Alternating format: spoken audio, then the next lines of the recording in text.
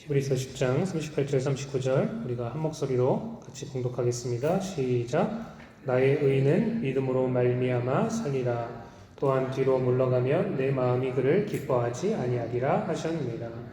우리는 뒤로 물러가 멸망할 자가 아니요 오직 영혼을 구원함에 이르는 믿음을 가진 자니라. 아멘. 할렐루야. 오늘 이 주일 오후에도 주님의 은혜와 사랑이 여러분의 심령 가운데 충만하게 흘러넘치시기를 예수님의 이름으로 축복합니다. 여러분이 감나무 한 그루를 사서 이브 예배 때는 앞들에 심었다고 했는데 뒷들에 심었다고 한번 생각을 해보십시오. 보통 뒷들에 심죠, 그죠? 무엇을 기대하고 심겠습니까? 심은 첫 해에는 열매를 못 따먹겠지만 2년, 3년 지난 후에 거름도 주고 잘 가꾸면 감나무가 잘 자라서 열매 맺을 거라, 그런 기대를 가지고 우리가 감나무를 심는 거죠. 그 안에 생명이 있다면 생명이 있는 것들은 반드시 자라야 합니다. 그리고 또 열매 맺어야 돼요. 이게 정상이라는 거죠. 만약에 그렇지 못하다면 문제가 심각하다는 거예요. 우리가 자녀들을 키울 때도 마찬가지인데, 아이가 만약에 잘 자라지 못한다, 뭔가 문제가 있다, 그러면 이게 보통 일이 아닌 거죠. 가정의 심각한 문제로 대두되게 되어 있습니다. 우리 신앙도 마찬가지인데, 우리의 신앙도 영적으로 계속해서 자라고 성숙해야 합니다. 그게 올바른 길이죠, 그죠? 하나님께서 갓난 아이와 같이 순전하고 신령한 젖을 사모하라.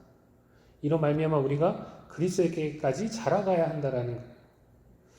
만약에 성도들의 신앙이 정체되거나 뒤로 물러나고 있다면 사실 이것보다 더 심각한 문제는 없다라는 거죠. 왜 많은 사람들이 영적으로 계속해서 성장하고 전진해 나아가는데 어려움을 겪는가?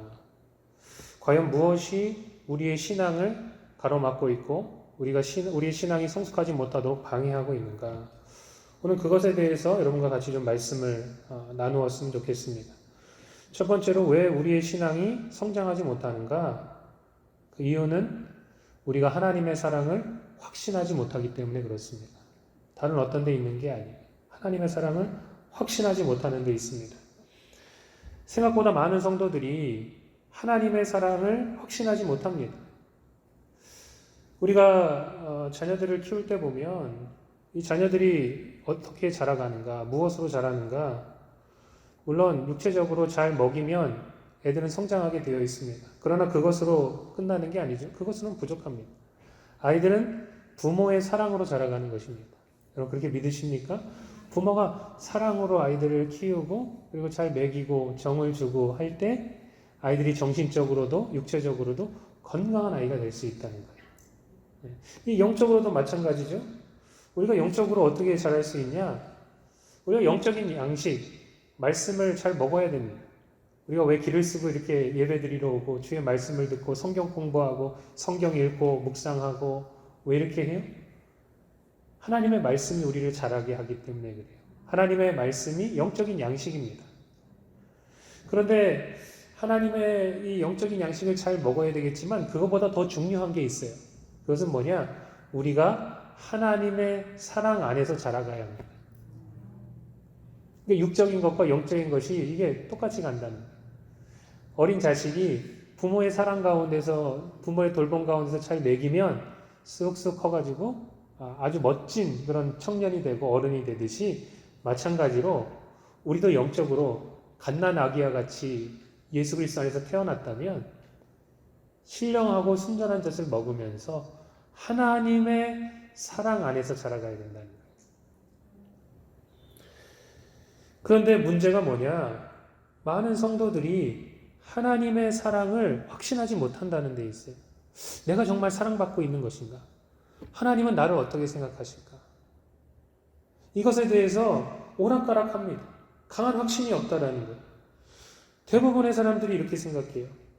내가 잘하면 그러면 하나님이 나를 기뻐하시고 좋아하시지만 만약에 내가 못하면, 내가 잘못하고 실수하고 넘어지면 하나님이 나를 미워하시고 하나님이 진노의 눈으로 우리를 바라보신다고 생각하고 있는 그리스도인들이 생각보다 많이 있다라는 거예요.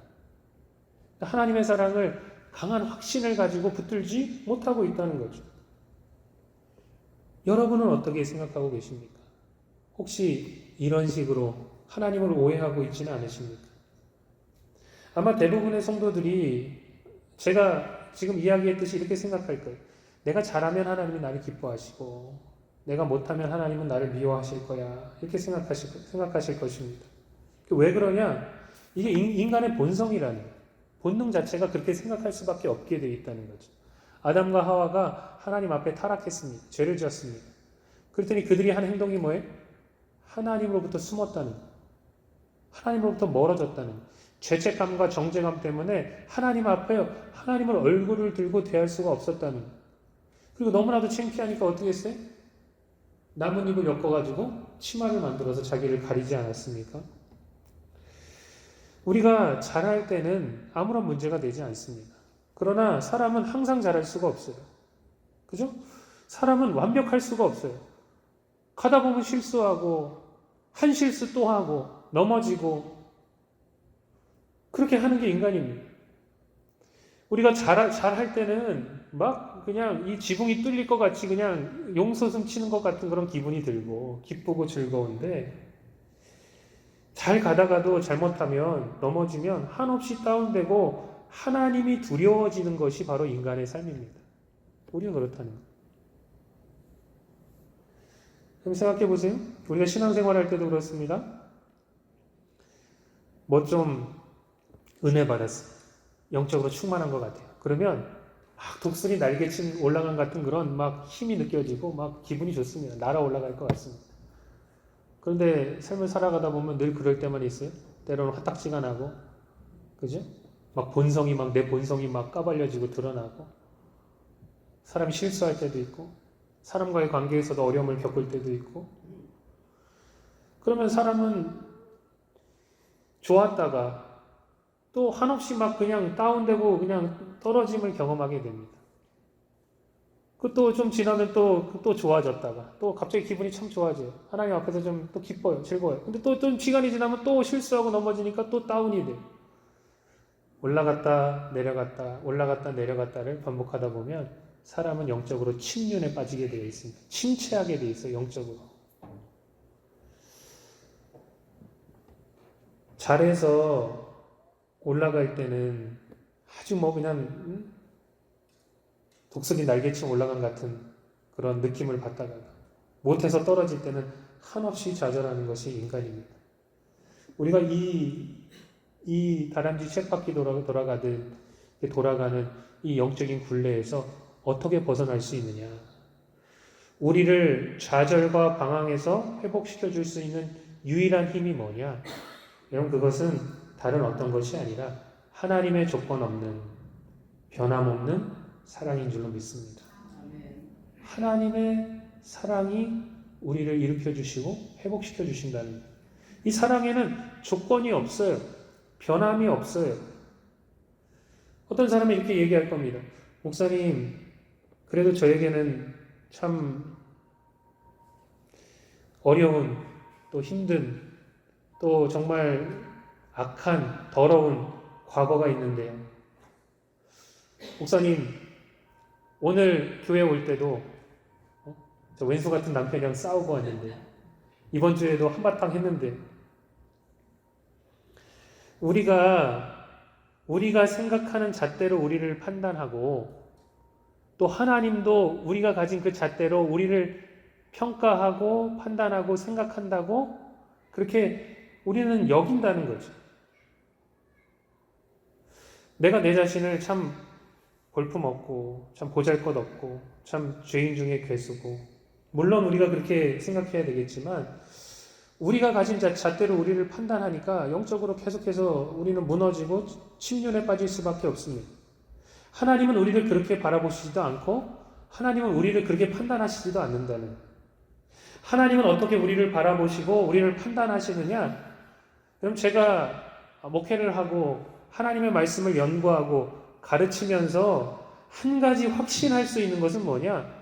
하나님은 우리의 잣대로 우리를 평가해 주시는 게 아니고 하나님은 예수 그리스도를 통해서 우리를 바라봐 주십니다. 여러분, 이게 놀라운 진리. 하나님은 절대로 다른 잣대나 판단으로 판단해 주시지 않고 예수 그리스도를 통해서 우리를 바라봐 주세요. 그리스도를 통해서 우리를 판단해 주신다는 거예요. 우리가 잘못했을 때 정죄감을 가지고 있습니다. 불의감을 가지고 있어요. 난 더럽다고 생각해. 나는 의롭지 못하다고 생각해요. 나는 자격이 없다고 생각해요. 그런 모든 죄의 짐, 그 정죄를 누구에게 쏟으셨느냐? 누구에게 지우셨느냐? 예수님에게 지우셨다는 거예요. 우리가 재판을 하면, 법정에 가면 죄를 정할 거 아닙니까? 너는 살인죄. 그래서 그 죄에 대해서 값을 치러야 되지 않습니다. 사형. 이 정죄를 하나님께서 우리가 가져야 되는 정죄를, 우리가 받아야 되는 정죄를 예수님이 대신 짊어지게 하셨다는 거예요. 그러니까 우리가 우리 자신을 생각하는 것처럼 또는 우리가 다른 사람을 판단하는 것처럼 하나님은 그렇게 우리를 보시지 않는다는 거예요. 하나님이 화나셨을 것 같죠? 하나님이 진노하셨을 것 같죠? 하나님은 죄에 대해서 진노하시는 분이십니다. 그분 거룩하시기 때문에. 그런데 여러분, 우리의 모든 죄에 대한, 잘못에 대한 하나님의 진노가 누구에게 쏟아진 줄 아십니까? 예수 그리스도에게 쏟아졌다는 거예요. 그분이 나무에 달려서 우리의 죄값을 짊어지셨을 때 우리에게 떨어져야 되는 그 진노의 값이, 그 진노의 불이 예수 그리스도에게 쏟아졌다는 거예요. 그러니까 예수 그리스도를 통해서 우리를 바라보실 때 하나님은 우리가 우리 자신을 생각하는 것처럼 그렇게 바라보시지 않는다는 거예요. 저는 하나님께서 우리를 어떻게 바라보시는지 가장 정확하게 나타내주는 구절이 바로 스바냐 3장 17절이라고 생각합니다. 주보 옆에 보면 제가 적어놨는데 한번 보세요. 여기 이렇게 나와 있습니다. 너희 하나님 여호와가 너희 가운데 계시니 그는 구원을 베푸실 전능자시라. 그가 너로 말미암아 기쁨을 이기지 못하시며 너를 잠잠히 사랑하시며 너로 말미암아 즐거이 부르며 기뻐하시리라 하리라. 아멘. 지금 하나님이 우리를 너무 사랑하셔서 우리 가운데 계신다는 거예요. 예수님이 이 땅에 우리를 만나시기 위해서, 우리를 구원하시기 위해서 찾아오셨잖아요. 지금 이거 신약의 약속에 대한 예언의 말씀이에요. 근데 그 하나님이 우리를 어떻게 생각하시느냐? 여기 보니까 그가 너로 말미암아 기쁨을 이기지 못하시며 너를 잠잠히 사랑하시며 너로 말미암아 즐거이 부르며 기뻐하시리라. 이렇게 말씀하고 계신다는 거예요. 여러분, 이 사랑은 컨디셔널한, 조건이 있는 사랑이 아니라는 거예요. 하나님은 우리 존재 자체를 사랑하신다는 거예요. 우리의 상태나 우리의 행위에 달려있는 것이 아니라는 거예요. 우리의 상태나 우리의 행위에 달려있었으면 우리는 절대로 하나님 앞에 사랑을 받을 수 없습니다. 단 한 사람도 사랑받을 수 없습니다. 거기에 달려있는 게 아니라는 거예요. 우리를 사랑하고자 하시는 그 하나님의 선택과 열망에 달려있다라는 거죠. 하나님은 우리를 선택하셨다는 거예요. 우리를 부르셨다는 거예요. 우리를 구원하셨다는 거예요. 하나님은 우리를 구원하시기 위해서 그 열망으로 가득하시다는 거예요. 하나님께서 더럽고 추한 나를 사랑하시고 구원하시고 고쳐주시기로 결단하셨다는 것입니다. 로마서 5장 8절은 우리에게 이렇게 이야기합니다. 우리가 아직 죄인 되었을 때, 우리가 잘했을 때, 우리가 잘났을 때, 우리가 거룩했을 때가 아니라는 거예요. 우리가 아직 죄인 되었을 때, 그리스도께서 우리를 위하여 죽으심으로 하나님께서 우리에 대한 자기의 사랑을 확증하셨습니다. 이렇게 이야기하고 있습니다. 죄인 되었을 때입니다. 연약할 때입니다. 하나님의 원수로 행하고 있었을 때입니다. 그런데 그런 우리를 하나님께서 사랑하셨다는 거예요. 여러분, 그건 조건 있는 사랑이 아니에요. 오늘은 이랬다가 내일은 저랬다가 이렇게 하는 사랑이 아니라는 거죠. 여러분, 이 하나님의 사랑을 정말로 믿으십니까? 여러분, 이것을 믿어야만 우리가 영적으로 계속해서 성장하며 천진에 나아갈 수 있습니다. 하나님께서 여러분 한 사람 한 사람을 바라보시면서 너무 이뻐가지고 그냥 깜빡 넘어가십니다. 이 세상에서 비교할 수 있는 게 뭐가 있겠어요? 뭐 부모가 자식을 사랑하는 것, 뭐 거기에 비유할 수 있겠죠. 아니면 손자, 손자들을 보면 또 더 이쁜 거, 아주 그냥 껌뻑 죽지 않습니까? 뭐 그런 거에 비유할 수 있겠죠. 근데 여러분, 이 세상 부모의 사랑은 완벽하지 않아요. 네. 제가 하루는 어떤 동영상을 봤는데 어머니의 사랑에 대한 그런 동영상입니다. 그래서 참 사람들이 그 밑에다가 너무 감동적이다, 뭐 눈물을 한순간도 안 흘릴 수 없었다, 이렇게 막 댓글을 막 달아놨더라고요. 그때 어떤 한 사람이 그렇게 거기다 그 이야기를 써놨습니다. 나는 이 영상을 보면서 눈물을 한 방울이라도 흘리고 싶다. 근데 그런 부모의 사랑을, 어머니의 사랑을 한 번도 받아본 적이 없으니까 눈물을 흘리지를 못하는 거예요. 너무나 그 눈물 흘리는 것 자체가 부럽다는 거예요. 그러니까 이 땅에 있는 부모의 사랑은 완벽하지 않습니다. 이 땅에 있는 부모의 사랑을 다 모은다 해도 하나님의 사랑과 비교할 수 없습니다. 하나님의 사랑은 완벽하시고 완전하십니다. 우리 이것을 믿어야 된다. 그럼 이것을 믿어야지 우리는 계속해서 영적으로 전진해 나아갈 수 있습니다. 사람은 오락가락하고 들락날락하고 이랬다 저랬다 해도 하나님은 변함없이 우리를 사랑하시고 감싸주신다는 거예요. 이 하나님의 사랑을 우리가 늘 믿고 확신하게 될 때 우리가 영적으로 전진할 수 있는 원동력이 생긴다는 거죠. 그러므로 여러분, 우리가 잘할 때도 있습니다. 잘할 때도 하나님의 사랑에 기대어 예수 그리스도의 십자가를 통하여 믿음으로 하나님 아버지 앞에 나아가는 것이고, 우리가 잘 못할 때도 하나님의 사랑과 긍휼에 기대어 예수 그리스도의 십자가를 통하여 믿음으로 하나님 앞에 나아가야 될 줄로 믿습니다. 내 상황이나 내 행동만을 보고 낙심할 게 아니라 우리는 어떠한 순간에서든지 하나님 앞에 더 가까이 나아가는 것이 중요합니다. 잘할 때 나아가는 건 쉬워요. 못할 때 대부분의 사람들이 숨습니다. 그러나 그럴 때도 뭐예요? 하나님의 조건 없고 변함없는 사랑에 의지해서 하나님께 더 가까이 나아가야 된다는 거죠. 하나님께 나아가면 하나님께서 책임지시고 고치십니다. 새롭게 하십니다. 우리가 이것을 믿어야 된다는 거예요.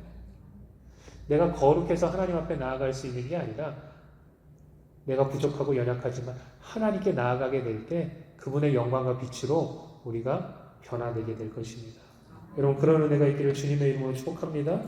잘했다고 교만하지 말고 못했다고 좌절하고 낙심하지 않아야 한다는 거예요.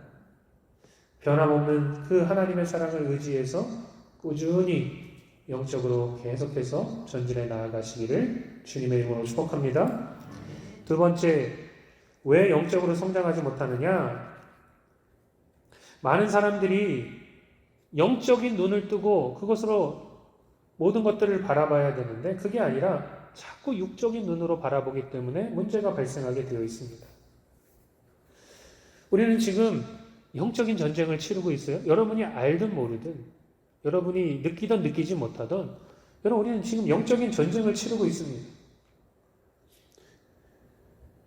우리가 영적인 전쟁을 치르는 장소가 어디예요? 어디서 막 지지고 볶고 싸우고 있어요? 교회에서 싸우고 있어요? 가정에서 싸우고 있어요? 일터에서 싸우고 있어요? 사람하고 싸우고 있습니까? 그게 아니라는 거예요. 여러분, 영적인 전쟁은 어디서 일어나느냐? 우리의 마음과 생각에서 일어난다는 거죠.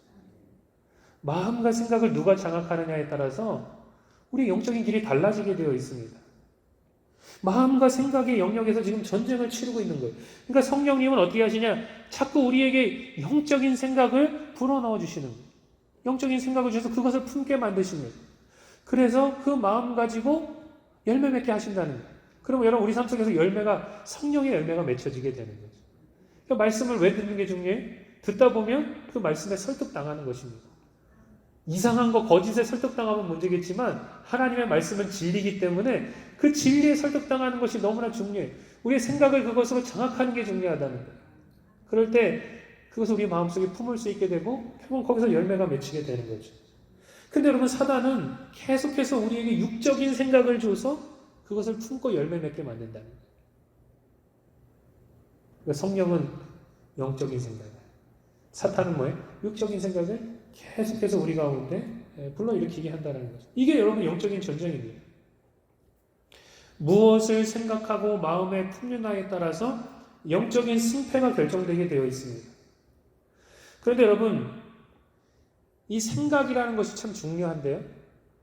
우리의 머릿속에 어떤 생각이 있냐, 어떤 것이 스쳐 지나가냐, 우리의 머리에 뭐가 머무느냐, 이게 참 중요한데, 이 생각이 들어오는 통로가 있습니다. 그 통로가 뭐냐? 우리의 눈입니다. 우리의 시각입니다. 왜 하와가 선악과를 따먹게 됐어요? 뱀이 말을 하니까 눈으로 뭘 쳐다봤어요? 선악과를 딱 쳐다보니까 저게 먹음직도 하고 보암직도 하고 탐스럽고 나를 지혜롭게 할 만큼 사랑스러웠다, 그렇게 이야기하고 있습니다. 눈을 통해서 그 생각이 들어오게 됐다는 거예요. 여러분, 우리에겐 두 가지 눈이 있어요. 첫 번째는 영적인 눈이 있고 두 번째는 육적인 눈이 있다는 거예요. 두 가지 눈이 있어요, 사람들에게는. 영적인 눈을 통해서 영적인 게 들어옵니다. 선한 것이 들어옵니다. 하나님의 진리가 들어옵니다. 육적인 눈을 통해서 뭐가 들어와요? 악한 것이 들어옵니다. 마귀적인, 세상적인 것들이 들어오게 되어 있다는 거예요. 여러분, 그래서 사실은 여러분이 귀로 듣는 것 같지만 사실은 눈으로 듣는 것입니다. 다 여러분 안에는 시각이라는 게 있습니다. 관점이라는 것이 있습니다. 그러니까 눈으로 생각이 들어오고 결국은 그것이 우리 앞길을 인도하고 있는 거예요. 그러니까 우리 삶 속에서 영적인 눈이 앞서 나아가느냐 아니면 육적인 눈이 앞서 나아가냐에 따라서 우리가 걸어가는 길이 결정되게 되어 있다는 거예요. 내가 영적인 사람이 되느냐 육적인 사람이 되느냐가 여기에서 결정된다는 거죠. 그런데 안타깝게도 많은 그리스도인들이 영적으로 어떤 어려움을 겪고 있느냐, 영적인 눈으로 세상을 바라보고 내 자신을 바라보고 주변에 있는 사람들을 바라보고 모든 것들을 바라보며 판단해야 되는데, 영적인 눈보다 육적인 눈이 앞서 있는 그리스도인들이 너무나도 많이 있다는 거죠. 지금 이 순간에도 모든 것을 육적인 눈으로 보고 판단하는 사람들이 있습니다. 내 자신을 바라봐도 육적인 눈으로 바라보고 판단하는 거예요. 다른 사람들을 바라보는데도 육적인 눈을 가지고 바라보고 판단하는 거예요. 세상을 바라볼 때도 육적인 눈을 가지고 바라보고 판단하는 거예요. 어떤 상황을 대할 때도 육적인 눈으로 바라보고 판단한다는 거예요. 우리가 하나님의 사랑을 확신하지 못하는 이유도 바로 여기에 있습니다.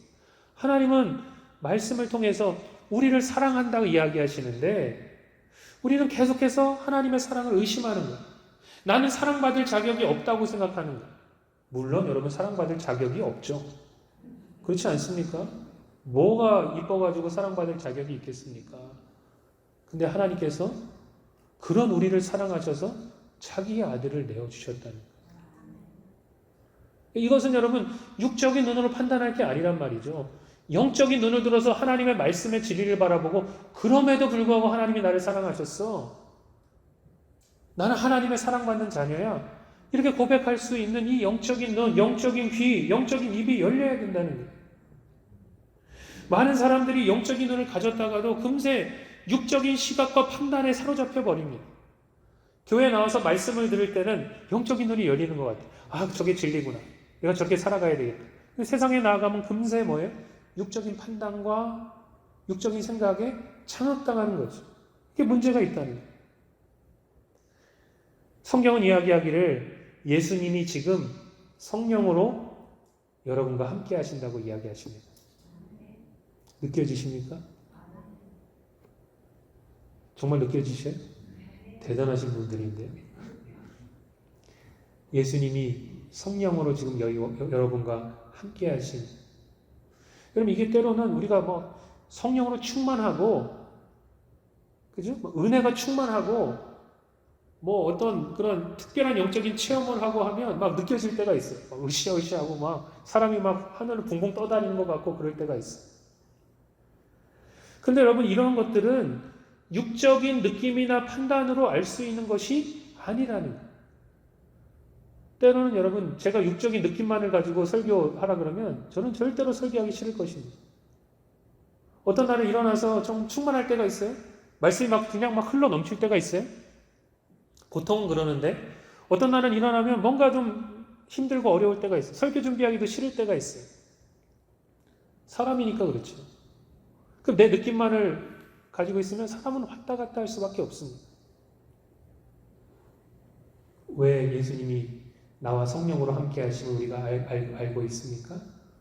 그렇게 예수님이 약속하시고 말씀하셨으니까. 아멘. 예수님이 성령으로 지금 나와 함께 하신다는 것은 육적인 느낌이나 판단으로 알 수 있는 게 아니에요. 내가 거듭나서 하나님의 자녀가 되었다는 것, 이건 우리의 육신의 눈으로 볼 수 있는 게 아닙니다. 거듭남이 육신의 눈으로 보입니까? 보이지 않는다는 것. 제가 여러분의 속사람을 볼 수 있습니까? 보면 큰일 나겠죠, 그죠? 네? 볼 수 없다는 것. 저는 볼 수 없습니다. 여러분 스스로도 볼 수 없어요. 이것은 여러분 육신의 눈으로, 육신의 시각으로, 판단으로 느껴지거나 뭐 생각난다고 해가지고 그런 것이 아니라는 거예요. 사람의 육적인 감정과 육적인 느낌은 믿을 것이 못 됩니다. 하루에도 수십 번씩 오락가락하는 거예요. 좋을 때도 있지만 나쁠 때도 있습니다. 자꾸 예를 들게 되는데, 제가 설교할 때 예를 드는 걸 별로 안 좋아합니다. 그냥 말씀만 전하는 걸 좋아하는데, 여러분 뭐 다 아실 거예요. 제가 잘 뭐 예화 이런 걸 잘 들지 않습니다. 사실은 설교할 때. 근데 그렇게 하면 사람들이 다 자더라고요. 설교가 재미가 없으니까. 사도 바울도 그랬어요. 사도 바울도 설교할 때 2층에서 떨어졌죠, 그죠? 청년이 졸다가 떨어졌습니다. 사도 바울은 열심히 뭐 설교를 전하는데, 사도 바울도 보니까 조금 무직한 스타일이에요. 뭐 예화 이런 거 안 전합니다. 그냥 계속해서 예수, 그게 왜 중요한지 그런 것만 전하는. 근데 또 성도들의 스타일에 또 맞추고 또 해야 되기 때문에 가끔 농담도 필요하죠, 그죠? 그래서 환기시키고 계속해서 집중해야 되니까. 여러분이 아침에 잠을 잘 잤어요? 상쾌하게 일어났습니다. 기분이 참 좋죠? 오늘 기분 좋다. 참 오늘 참 좋은 날이다. 날씨가 좋고, 네?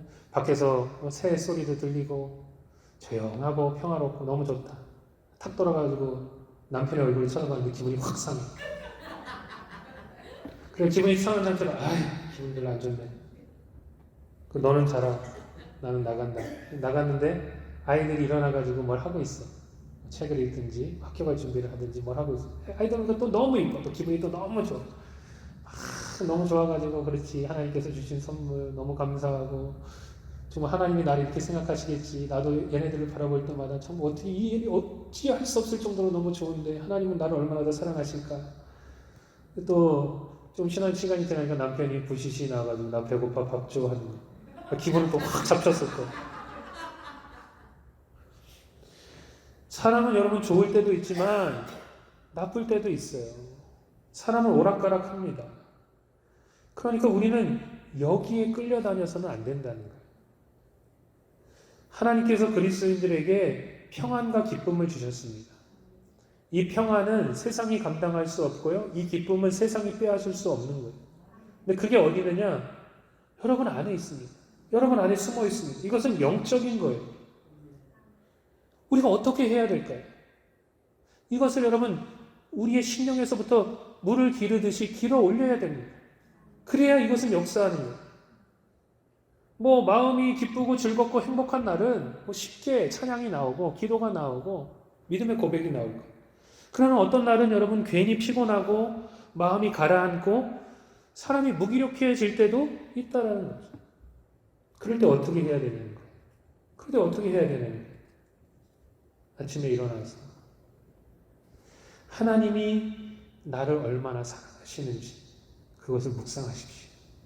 하나님이 나를 얼마나 사랑하시는지, 또 내가 나에게 그렇게 은혜와 사랑을 베푸신 하나님을 얼마나 감사하고 또 사랑하는지 그것을 믿음으로 여러분의 입술로 고백하십시오. 내가 그리스도 안에서 어떠한 존재인지 그것에 대해서 사도 바울은 사도 바울 서신에서 너무나 많은 구절을 통하여 써놨어요. 이것은 여러분 우리가 공부하고 발견하고 누려야 될 것들입니다.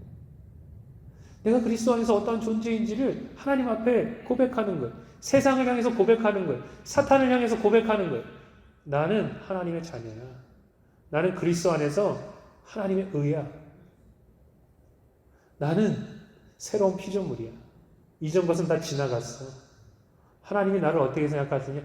하나님께서 그 성령의 능력, 예수 그리스도를 죽음에서 살린 그 성령의 능력을 내 안에 두셨어. 예수님은 상속자가 아니라 우리가 예수님과 함께한 상속자야. 하나님에 속한 모든 신령한 복을 나에게 주셨어. 여러분, 이것을 입술로 고백하는 거예요. 하나님께서 베푸신 그 구원의 은혜와 축복을 믿음으로 고백하는 거예요.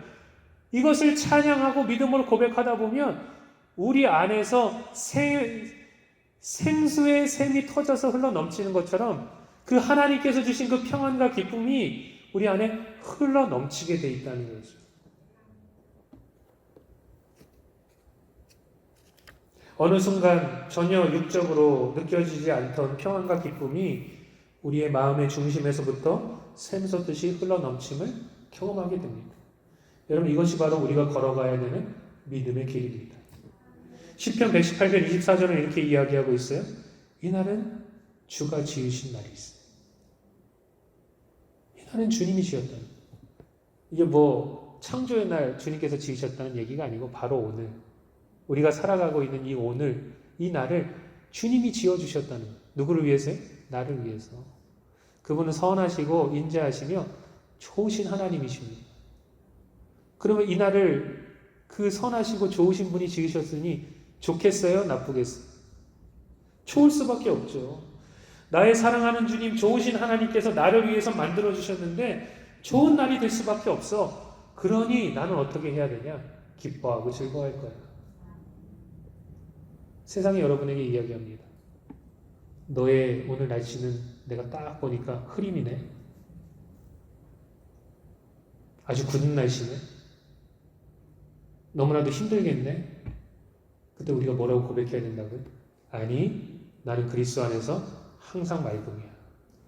이렇게 고백해야 된다는 거예요. 나의 하루는 세상이 정해주는 것도 아니고요. 사단이 정해주는 것도 아니고요. 나의 육체가 정하는 것도 아니고요. 진짜 나, 거듭난 내 영이 정하는 것입니다. 이게 중요하다는 거예요. 육체가 영을 지배하게 하지 말고 영이 육체를 지배하게 하라는 거예요. 로마서 8장 9절 말씀은 이렇게 이야기합니다. 만일 너희 속에 하나님의 영이 거하시면 너희가 육신에 있지 않고 영에 있나니 누구든지 그리스도의 영이 없으면 그리스도의 사람이 아니라. 이렇게 이야기하고 있습니다. 우리가 어디에 속해 있다고요? 육신에 속한 사람이 아니라 영에 속한 사람입니다. 우리는 영의 사람입니다. 영에 속한 사람입니다. 만약 우리가 우리의 육신의 시각과 판단을 앞세우게 되면 또 그렇게 믿게 되면 그러면 하나님께서 우리에게 베풀어 주신 그런 놀라운 축복과 권세는 다 무너져 내리게 되어 있어요. 왜 사단이 거짓말쟁이인 줄 아십니까? 사단이 왜 거짓말쟁이에요? 거짓말로 속여서 우리 거를 빼앗기 때문에 그렇습니다. 여러분이 가진 것을 빼앗으려고 한다는 거예요. 육신의 판단과 감정을 따르면 우리는 절대로 영적으로 성장할 수 없습니다. 계속해서 들락날락할 수밖에 없어요. 계속해서 오락가락할 수밖에 없어요. 반면에 우리가 영의 눈을 열어서 말씀의 진리를 붙잡고 믿음으로 행하게 되면 하나님의 모든 약속과 축복이 우리의 삶에 풀어놓아지게 됩니다. 그럼 이것을 우리가 경험해야 된다는 거예요. 모든 상황과 모든 여건과 모든 우리의 생각을 뛰어넘는 그런 하나님의 놀라운 축복과 권세가 우리 삶 가운데 풀어놓아지게 될 때 우리는 계속해서 영적으로 전진하고 주 예수 그리스도를 붙들 수 있게 된다는 거죠. 말씀을 정리하겠습니다. 사탄이 누구를 제일 속이기 쉬우냐? 거짓말장이라고 했죠? 누구를 제일 쉬우냐? 육신의 눈으로 보고 육신으로 판단하면서 살아가는 사람입니다. 육신으로 행하는 사람을 속이기가 너무나도 쉬운 거예요. 사단이 와서 이렇게 속삭이면 네가 무슨 하나님의 자녀야? 아무리 봐도 내가 생각해도 하나님의 자녀 같지가 않죠. 네가 무슨 거듭난 자야? 뭐 새롭게 창조됐다는데 도대체 어디가 새로워진 거야? 네가 그딴 식으로 살아가는데 하나님이 혹이라도 너를 사랑하시겠다? 사단이 와서 이렇게 얘기한다는 거예요. 그럼 잘 들어보면 사단 말이 틀린 게 아니거든요. 사단이 사람을 유혹할 때 절대로 틀린 말 가지고 유혹하는 게 아니에요. 한 가지 진리를 꽈가지고 유혹하는데 넘어가도록 유혹하기 때문에 절대로 틀린 말을 하는 게 아니에요. 그럴 때 여러분 우리는 어떻게 해야 되냐?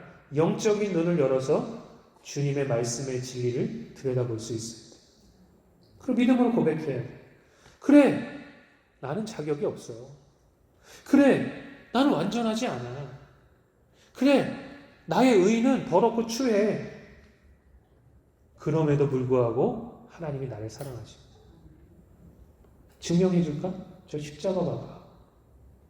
내가 죄인 되었을 때, 내가 연약했을 때, 내가 하나님과 원수 되었을 때 예수가 저 십자가에서 죽으셨네. 그 예수의 생명, 그 고귀한 피를 나를 위해 흘리시고 그 영생을 나에게 허락해 주셨네.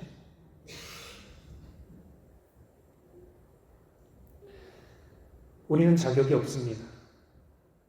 그러나 여러분 영적으로 가장 놀라운 진리가 뭔지 아세요? 예수와 내가 하나 되었다는 것. 여러분 이것이 놀라운 진리입니다. 예수님이 이 땅에 우리와 함께하기 위해서 오셨어요. 그분이 포도나무가 되시고 우리는 가지가 되었습니다. 내가 잘나서, 내가 뭘 잘해서, 내가 예수님과 어울려서 우리를 포도나무에 붙여주신 것이 아니라는 거예요. 우리를 사랑하셔서 우리와 함께하시기 위해서, 우리를 구원하시기 위해서 오셔서 자기의 생명을 주시고 우리를 끌어다가 포도나무에 예수에게 붙여주신 거예요. 하나 되게 하신 거예요. 내 자격이 아니라 예수의 자격으로, 내 공로가 아니라 예수의 공로로, 내 거룩이 아니라 예수의 거룩으로 우리가 하나님 앞에 설 수 있게 하셨다는 거죠.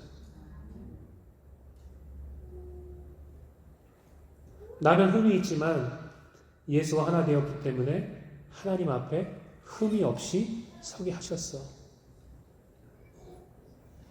여러분, 뭐가 실제입니까? 뭐가 실제입니까? 육신의 눈으로 판단하는 게 실제입니까? 아니면 하나님의 말씀이 실제입니까? 우리가 이것을 올바로 할 필요가 있다는 거예요. 도대체 뭐가 실제냐? 내가 육신의 눈으로 바라보고 이렇게 평가하는 이 세상이 실제냐? 아니면 하나님의 말씀과 하나님께서 지으신 영적인 세계가 실제냐? 때로는 우리가 미친 사람처럼 보일 수도 있습니다. 그럼에도 불구하고 우리는 무엇이 실제인 줄 알기 때문에 계속해서 주 예수와 동행하며 말씀 붙들고 영적으로 전진해 나아가는 거예요.